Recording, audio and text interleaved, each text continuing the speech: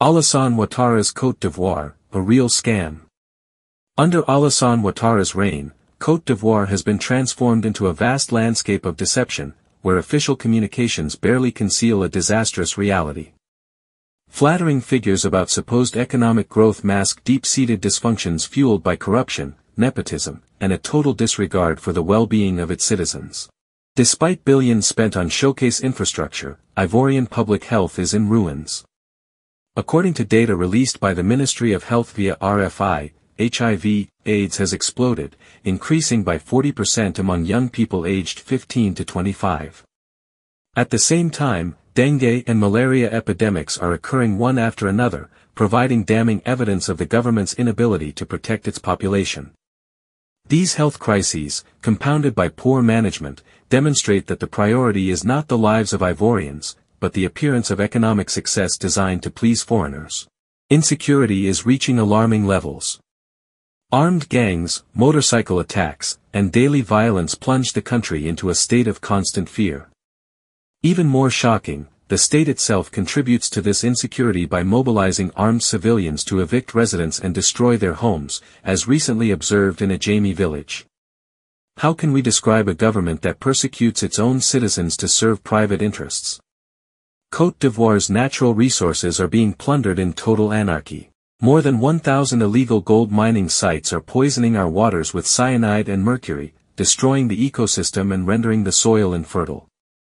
Fishing, a vital livelihood for millions of Ivorians, is seriously affected. These illegal activities take place under the complacent eye of the authorities, who likely profit from them. Gold, once a source of pride, has become a scourge for Ivorians.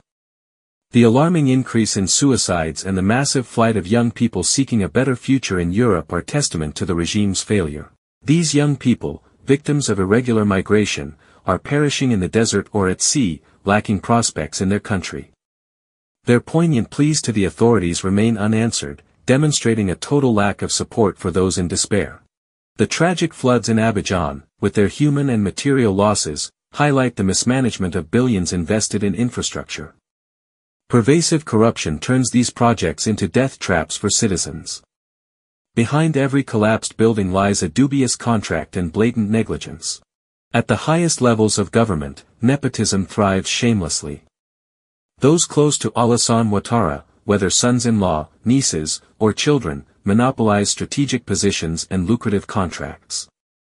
For example, Loic Folorix, Alassane Ouattara's son-in-law, controls the NCI chain and is involved in key economic sectors such as coffee, cocoa, and cashew nuts.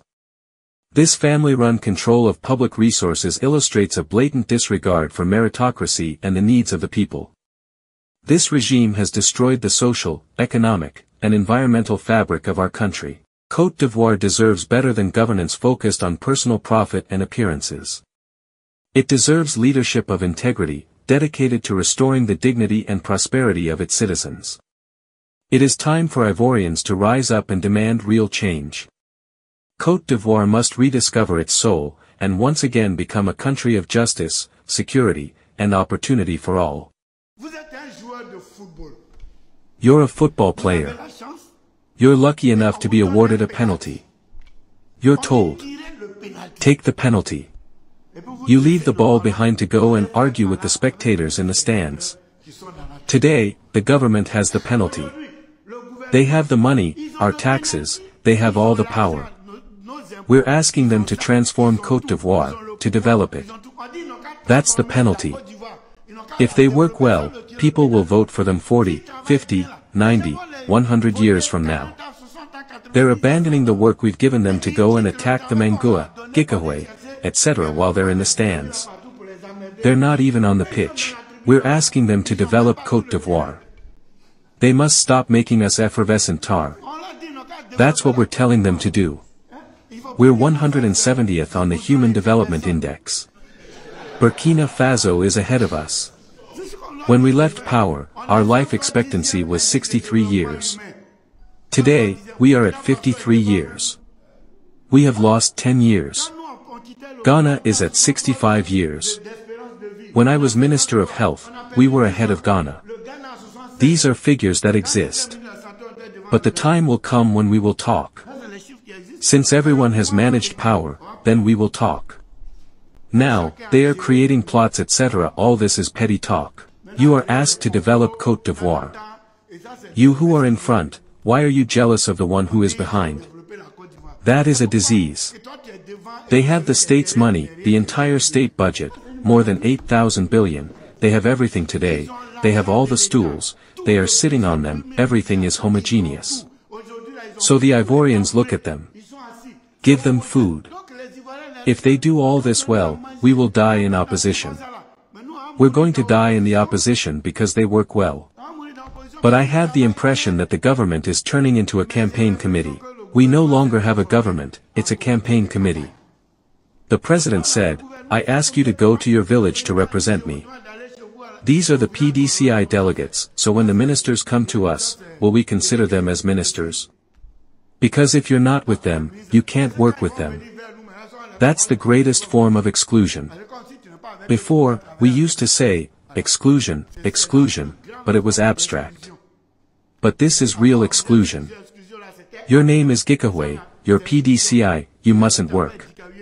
Currently, they're conducting a census of civil servants who aren't RHDP to remove them. The Constitution states, however, that to work, one must not consider philosophy, ethnicity, or political leanings. Because the salary we give civil servants, directors, and ministers is debatable. But here again, what did President Houphouët-Boigny say? What lesson did he give us? It's with equal competence that we seek the activist. But today, it's with equal activism that we seek the competent. So all those who are highly competent but who are not activists are excluded. Under these conditions, emergence will never succeed. It will never happen. Constitutionally, everyone must work. For directors, it's a question of sensitivity. The president appoints whomever he wants to senior positions.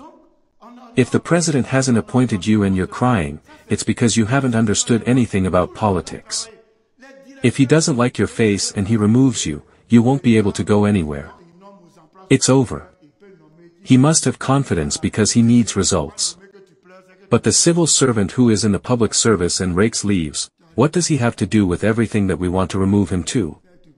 So we create a monochromatic civil service. It's the exclusion of Ivorians. Before, we always said exclusion, exclusion, but it's now that we see the real exclusion. Because all those who are not RHDP are excluded from work. We say youth employment, they go to the neighborhoods, etc. but underneath, it's the party membership cards that they look at to allocate these jobs. We say that for the fund for the automation of women, if you are anything other than what they want you to be, they don't give you credit. There are plenty of exclusions that we suffer. So we gave them the penalty, they just have to take it. We who are in the stands and who are nothing, they just have to leave us. Otherwise, how will they manage to get spectators? Chris Yapi does not lie. Find Chris Yapi on his 2 YouTube channels, his Rumble channel, his TikTok, X, Instagram, VK and Threads accounts.